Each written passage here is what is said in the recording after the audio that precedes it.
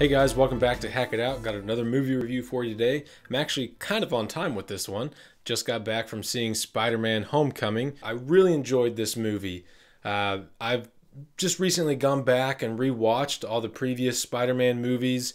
You got the original Sam Raimi trilogy with Tobey Maguire, and then the Amazing Spider-Man 1 and 2 with Andrew Garfield.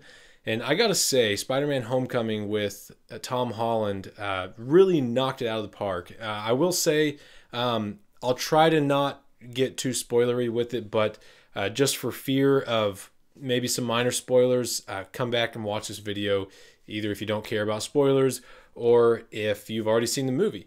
So for my thoughts, so Spider-Man Homecoming, it's really a story about Spider-Man. You know, we've already seen the origins before, so they don't dive into that. We don't have to deal with Uncle Ben getting killed again, seeing Peter get bit by the spider. We don't go through all that again. At this point in time, he's already Spider-Man.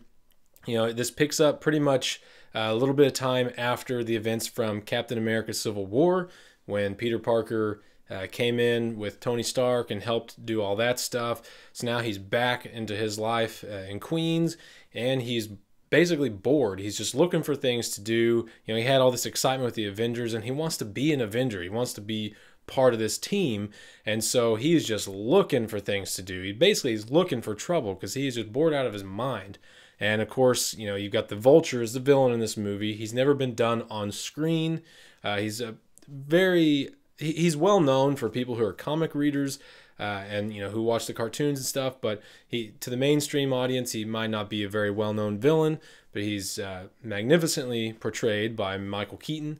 And in this movie, they delve into his past and kind of why he does what he does because of all this stuff with the Avengers, the events from the first Avengers movie.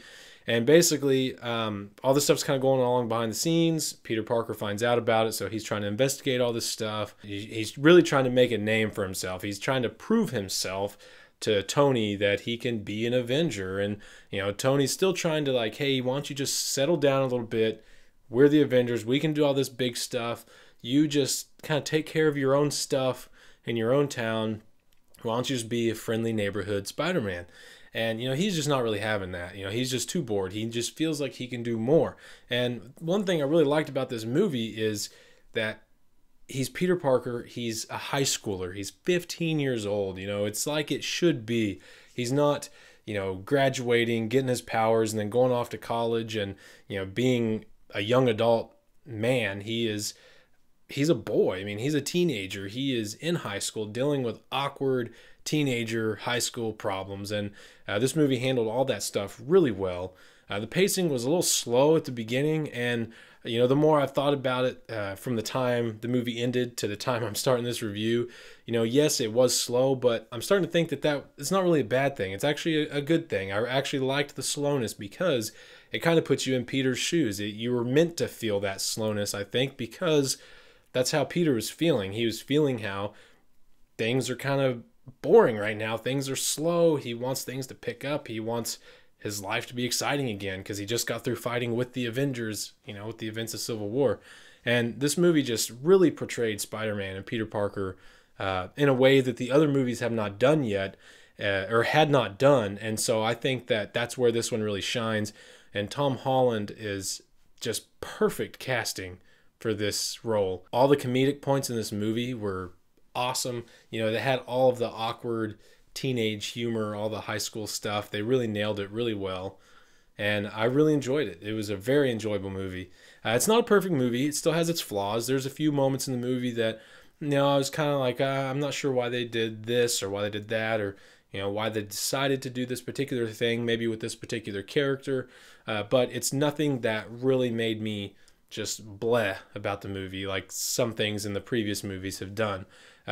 As his first outing as part of the Marvel Cinematic Universe, I think they really hit a home run with it. I know a lot of people have kind of said that. There's been a lot of reviews out already with people giving it, you know, a lot of rave reviews, a lot of greatness, and I'm another one. I'm going to give this movie an A.